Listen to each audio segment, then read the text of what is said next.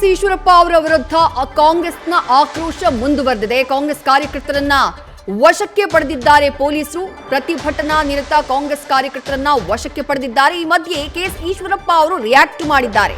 ಇಲ್ಲಿಯವರೆಗೂ ನನಗೆ ಅನೇಕ ನೋಟಿಸ್ಗಳು ಬಂದಿವೆ, ಆ ನೋಟಿಸ್ಗಳಲ್ಲಿ ನನಗೆ ಸಿಕ್ಕಿದೆ, ಆ ನೋಟಿಸ್ಗಳಲ್ಲಿ ನನಗೆ ಕ್ಲೀನ್ ಚಿಟ್ ಸಿಕ್ಕಿದೆ. ಇದಕ್ಕೂ ಕೂಡ ಕಾನೂನಾತ್ಮಕವಾಗಿ ಏನು ಮಾಡಬೇಕು ಅದನ್ನ ನಾನು ಮಾಡ್ತೀನಿ.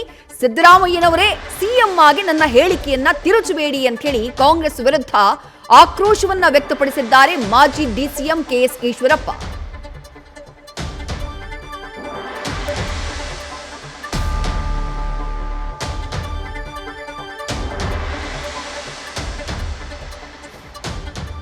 ಡಿ.ಕೆ.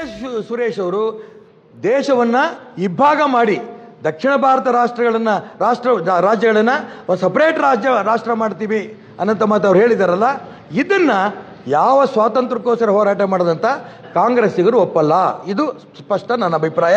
ಇವ್ರು ಎಷ್ಟೇ ಹೇಳಿದ್ರು ಕೂಡ ನಾನು ಅವ್ರಿಗೆ ಗುಂಡಿಕ್ಕಿ ಹೊಡಿರಿ ಅಂತ ನಾನು ಹೇಳಿದ್ದೀನಿ ಅನ್ನಂತ ತಿರ್ಚಿ ಅಂತ ಹೇಳುವಂಥ ಪ್ರಯತ್ನ ನಡೆಸ್ತಿದಾರಲ್ಲ, ಇದನ್ನ ಯಾರೂ ನಂಬಲ್ಲ. ಇದು ಸ್ಪಷ್ಟ.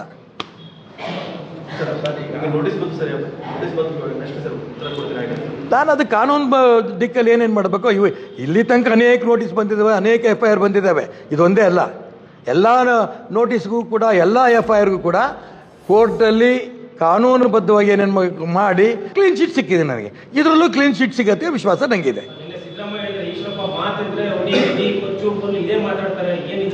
ಅಲ್ಲ, ಅದೇ ಮುಖ್ಯಮಂತ್ರಿಗಳಾಗಿ ಈ ರೀತಿ ಟ್ವಿಸ್ಟ್ ಮಾಡೋಂಥ ಪ್ರಯತ್ನ ಮಾಡಬೇಡಿ. ಅದೇ ನಾನು ಹೇಳ್ತಿರೋದು. ನಾನು ಕೊಲ್ಲಿ ಅಂತ ಹೇಳಿಲ್ಲ. ಮನೆ ಸಿದ್ದರಾಮಯ್ಯನವ್ರು ಹೇಳಕ್ಕೆ ಇಷ್ಟಪಡ್ತೇನೆ, ನಾನು ಕೊಲ್ಲಿ ಅಂತ ಹೇಳಿದ್ದೀನಿ ಅಂತ ಸಿದ್ದರಾಮಯ್ಯರ ಬಾಯಲ್ಲಿ ಬಂದ್ಬಿಡ್ಲಿ ನೋಡೋಣ. ನಾನು ಹೇಳಿಲ್ಲ.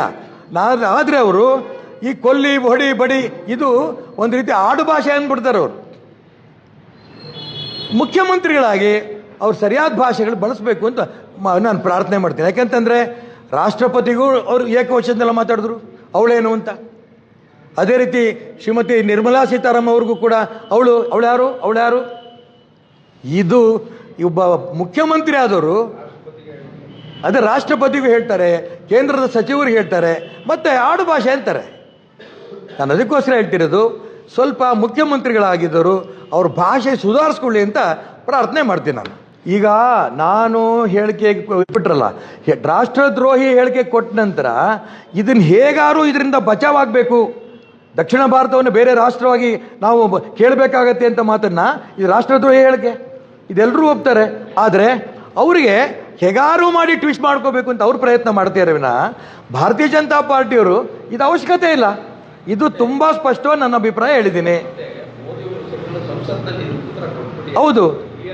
ಹೌದು ಪ್ರಧಾನಮಂತ್ರಿ ನರೇಂದ್ರ ಮೋದಿಯವರು ಕೂಡ ಅವರ ಈ ಒಂದು ರಾಷ್ಟ್ರಪತಿಯ ಭಾಷಣಕ್ಕೆ ಉತ್ತರ ಕೊಡುವಂಥ ಸಂದರ್ಭದಲ್ಲಿ ದೇಶದ ವಿಭಜನೆ ಮಾಡ್ತಾ ಇರೋಂಥ ವ್ಯಕ್ತಿಗಳಿಗೆ ಸ್ಪಷ್ಟ ಮಾಡಿದ್ದಾರೆ.